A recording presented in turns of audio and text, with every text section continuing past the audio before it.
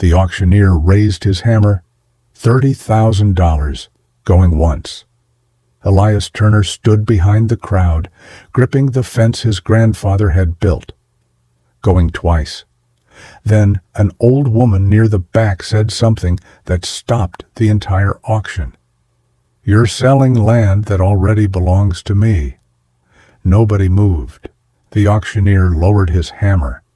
The bank manager frowned, and Elias looked at the woman like he had seen a ghost, because he knew her. Everyone in Willow Creek knew her, but no one had seen Margaret Hale in almost 40 years, and what she carried under her arm would change the future of Turner Farm forever. Elias had grown up on that land. He learned to walk beside the red barn. He caught his first fish in the pond. He spent summer evenings listening to his grandfather tell stories from the porch. His grandfather, Walter Turner, believed land remembered people. "Treat it right," Walter often said, "and it will take care of your family." For 72 years, Walter kept that promise. He planted corn when the soil was ready.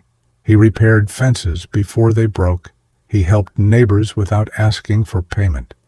And even after his wife passed away, Walter refused to leave the farm. But time does not always care about promises. At 86, Walter's hands began to shake. His knees grew weak. The farm earned less each year. Then came the hospital bills. The roof needed repairs. The tractor stopped working. And one winter, a storm destroyed half the barn. Walter borrowed money to keep the farm alive.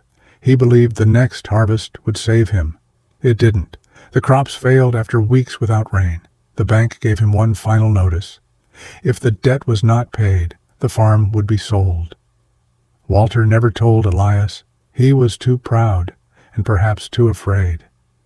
Elias lived 3 hours away. He worked long shifts at a machine shop. He had a young daughter named Lily. Whenever he called, Walter gave the same answer. "Everything's fine, son." But everything was not fine. One cold morning, Elias received a message from a neighbor. "Your grandfather's land is being auctioned Saturday." Elias read it 3 times. Then he called Walter. No answer. He drove through the night. When he arrived, the farm looked smaller. The paint had faded. The porch leaned slightly. The fields were dry and empty. Walter sat in his old chair, staring toward the barn. "Grandpa," Elias said, "why didn't you tell me?" Walter kept looking ahead. "What would you have done?" "I would have helped." "With what?" "I would have found a way." Walter gave a tired smile. "You've got your own family." "You're my family, too." For several seconds neither spoke. Then Walter reached into his pocket. He pulled out a small brass key. "Keep this," he said.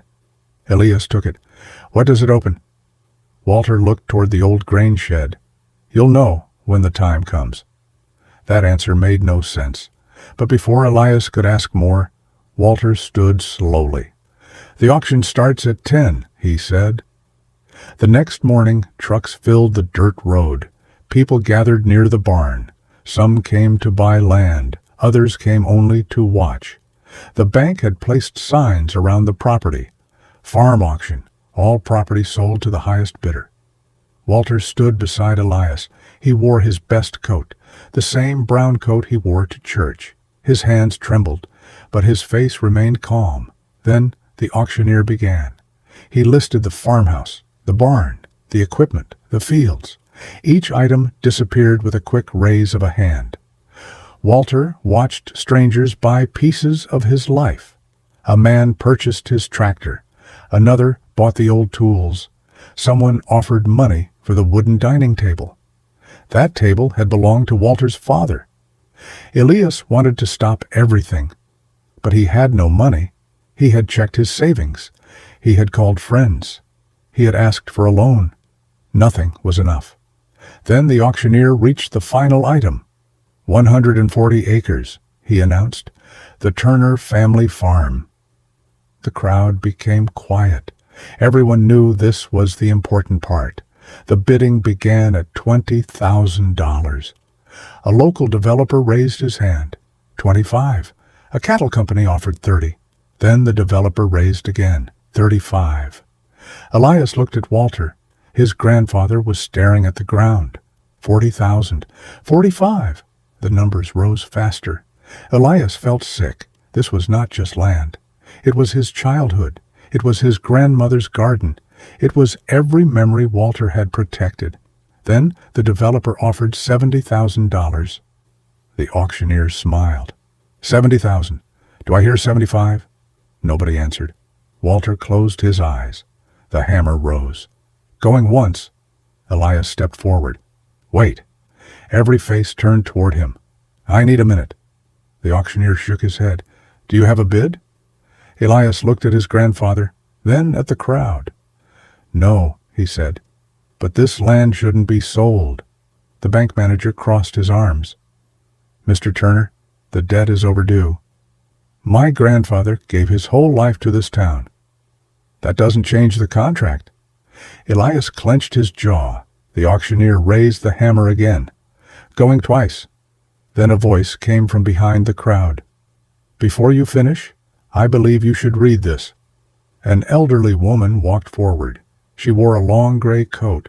Her silver hair was tied neatly behind her head. Under one arm, she carried a worn leather folder. Walter stared at her. His eyes widened. Margaret? The woman stopped. Hello, Walter, the crowd whispered.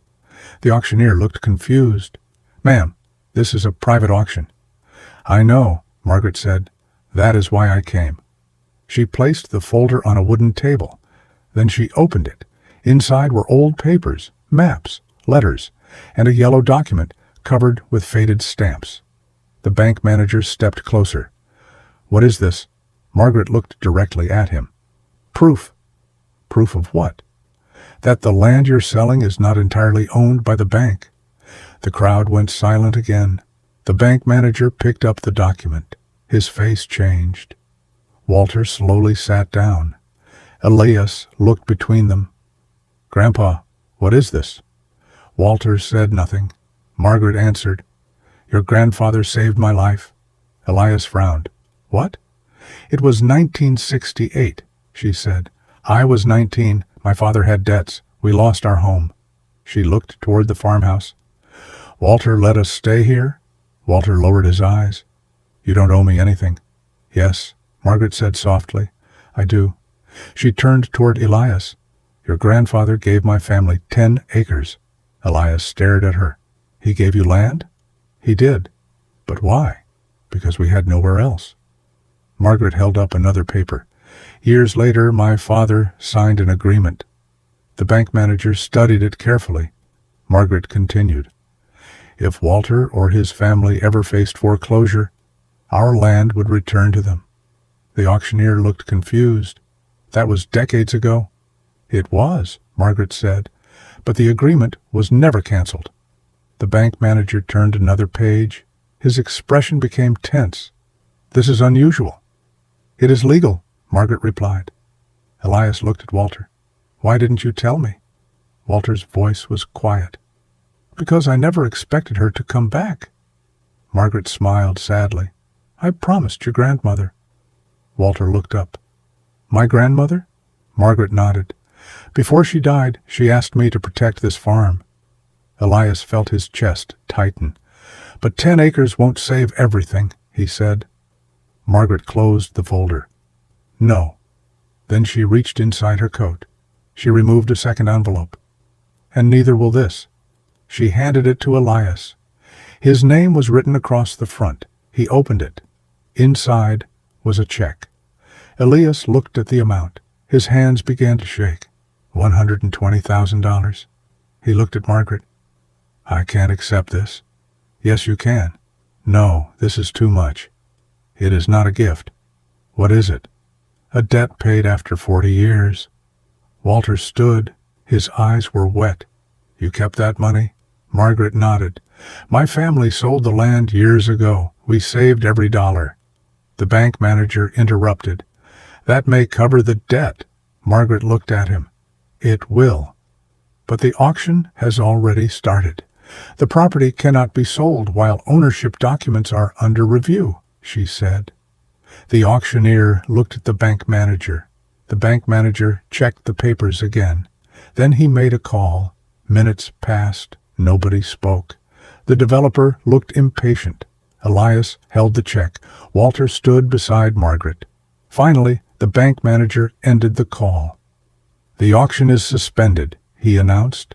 A wave of voices moved through the crowd. The developer protested. "This is ridiculous."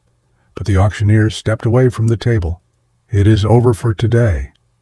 Walter looked across his farm. For the first time that morning, he smiled.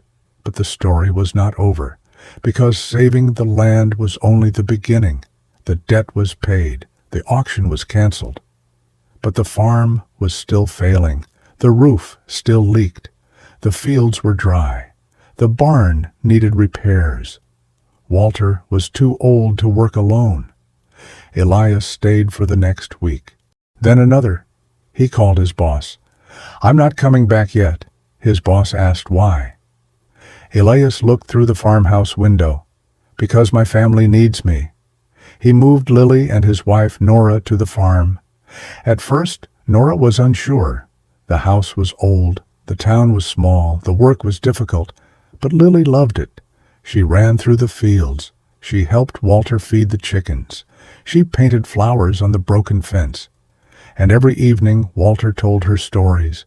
Stories Elias had forgotten.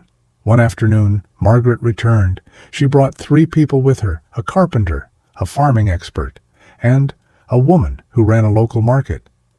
"I thought you might need help," Margaret said. Within months, the barn had a new roof. The old fields were prepared again. Elias planted vegetables instead of corn. Nora began selling fresh food at the market. Lily helped make signs. They called the place Turner Family Farm. But something else changed. People from Willow Creek started coming back. Neighbors offered tools. Teenagers helped repair fences. A retired mechanic fixed the tractor. Even the man who had bought Walter's tools returned them. "I didn't know what they meant," he said. Walter shook his hand. "You do now." The farm slowly became alive again. Not because of one check, not because of one stranger, but because one forgotten promise reminded people what the farm meant. A year later, the fields were green. The barn stood straight. Children visited on weekends. Walter sat on the porch. Lily sat beside him. "Grandpa," she asked, "why did that woman save our farm?" Walter looked across the land. "Because kindness travels farther than we think." Lily thought about that. "Even after 40 years?" "Especially after 40 years." Then Elias walked outside. He carried the old brass key.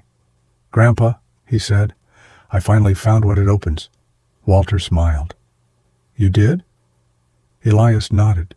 He had opened a small wooden box inside the grain shed. Inside were letters, dozens of them. Every letter was from people Walter had helped. Families, neighbors, farm workers, strangers. Some thanked him for food. Some thanked him for shelter. Some thanked him for money. Walter had never told anyone. At the bottom of the box was one final note. It was written by Walter's wife. Elias read it aloud. "One day, this farm may need the kindness it gave away." Walter looked toward the fields. "She always believed people remembered." Elias folded the letter. Then he looked at his grandfather. She was right. The sun began to set. The old farm glowed beneath the orange sky. And for the first time in years, Walter did not look worried. He looked home. If this story reminded you that kindness is never truly lost, subscribe to Forgotten Farm Tales, because sometimes the seeds we plant in other lives return when we need them most.